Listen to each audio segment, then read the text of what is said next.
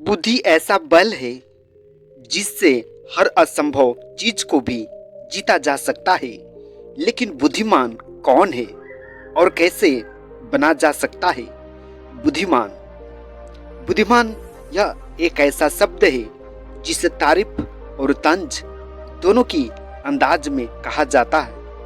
यदि कोई काम बिगड़ जाता है तो उसे तंज कसते हुए कहा जाता है कि खुद को बुद्धिमान न समझो। वहीं अगर किसी कार्य को सफलतापूर्वक कर दिया जाता है या फिर किसी मुश्किल परिस्थिति का हल निकाल लिया जाता है तो हम कहते हैं बहुत बुद्धिमान है। लेकिन प्रश्न यह है कि आखिर वास्तव में बुद्धिमान कौन है और कैसे बना जा सकता है बुद्धिमान? सार्थक सीखना तब होता है जब हम दी गई जानकारी को समझने में सक्षम होते हैं, इसे अन्य चीजों से जोड़ते हैं और उन्नत सीखने के लिए इसका उपयोग कर सकते हैं। यह सब हमारे अंदर बुद्धिमत्ता के विभिन्न रूपों को शामिल करता है और ऐसा करने से हम अधिक स्मार्ट बन जाते हैं। एक बुद्धिमान व्यक्ति वही होता है जो हर वक्त अपने लक्ष्य को पाने के लिए कार्य करता है और किसी भी बाधा को बिना घबराए पार करने की क्षमता रखता है। जो व्यक्ति अपने लक्ष्य की प्राप्ति के लिए समय, मौसम या स्थिति नहीं देखता, उसे सफलता हासिल करने में अधिक समय नहीं लगता। बौद्ध धर्म के संस्थापक महात्मा गौतम बुद्ध के विचार और कहानियों से व्यक्ति को प्रेरणा मिलती है।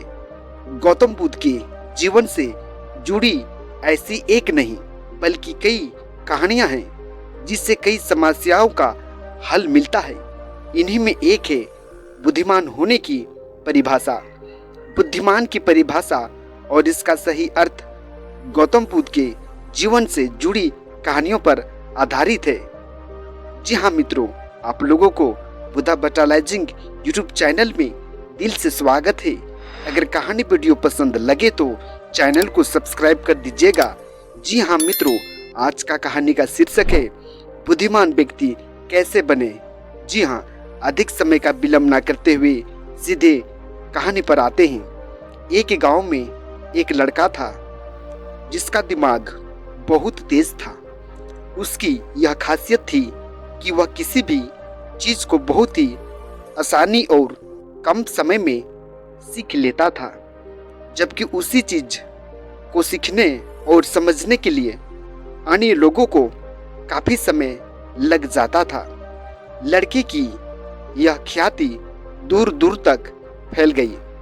सभी लड़के की तारीफ में कहने लगे कि उसके जितना बुद्धिमान कोई नहीं है।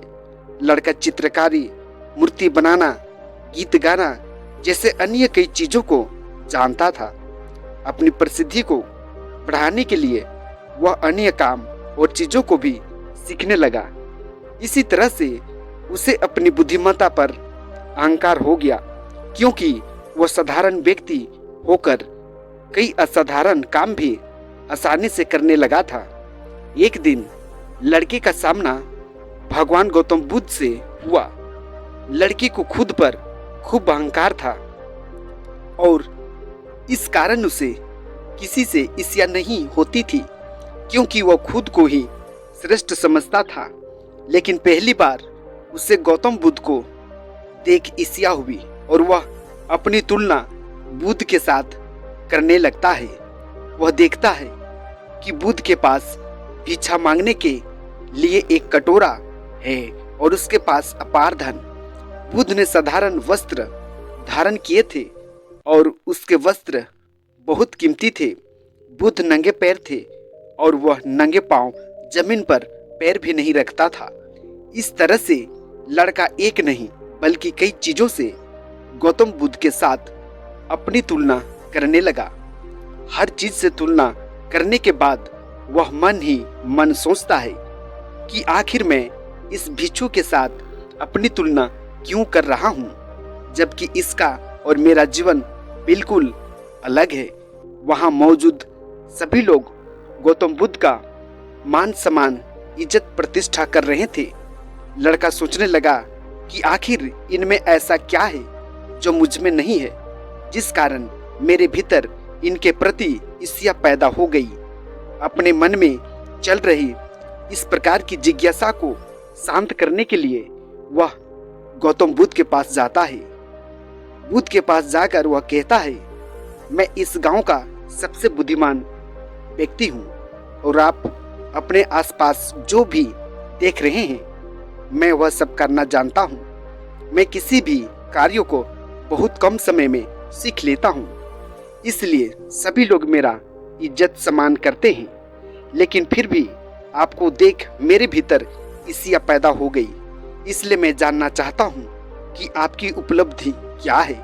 सभी आपको इतना आदर सम्मान क्यों दे रहे हैं? लड़के के इस प्रकार का सवाल जवाब देते हुए गौतम बुद्ध कहते हैं, मेरी कोई उपलब्धि नहीं है, लेकिन तुम कह सकते हो कि मेरी यही एक उपलब्धि है।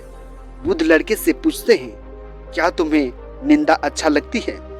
लड़का कहता है कि भला किससे निंदा अच्छा लग सकती है? बुद्ध कहते हैं कि जो तुम्हें अच्छा और बुरा लगता है मैं इनसे भी ऊपर हूँ।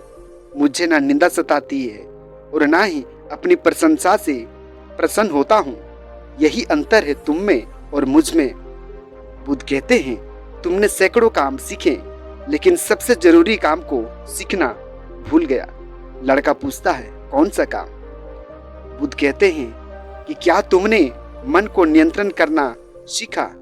यह बात सुनकर लड़का समझ जाता है कि उसे बुद्ध से ईर्ष्या क्यों हुई। बुद्ध कहते हैं, जिसने संपूर्ण जगत को जीत लिया लेकिन अपने मन को नहीं जीत पाया उसने कुछ भी नहीं जीता।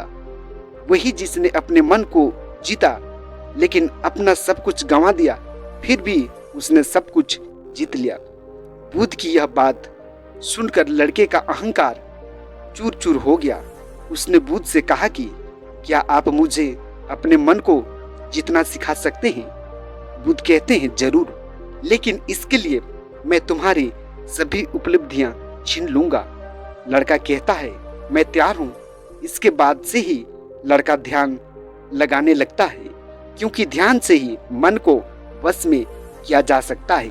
हाँ मित्रों, इस कहानी से हम लोगों को यह शिक्षा मिलती है कि ईश्वर की दी हुई प्रतिभा सभी लोगों में रहती है। जब कोई समस्या आए उसे बुद्धिमत्ता से सुलझाना चाहिए। परमात्मा जो करता है अच्छा ही करता है। यह मनुष्य के जीवन में जो कुछ भी अच्छा या बुरा होता है उससे दुखी और निराश नहीं होना चाहिए। इससे भी कहीं ना कहीं अच्छाई छिपी रहती है। जी हाँ मित्रों, कहने का मतलब है कि किसी भी कार्य में भले आपके पास क्यों ना अधिक ज्ञान प्राप्त हो, लेकिन किसी भी कार्य में आपको अहंकार घमंड कभी नहीं करना चाहिए, क्योंकि ऐसा करने से अपने ज्ञान का ह्रास होता है। जी हाँ मित्रों, आज का कहानी वीडियो में इतना ही। आप लोगों को बहुत बहुत धन्यवाद।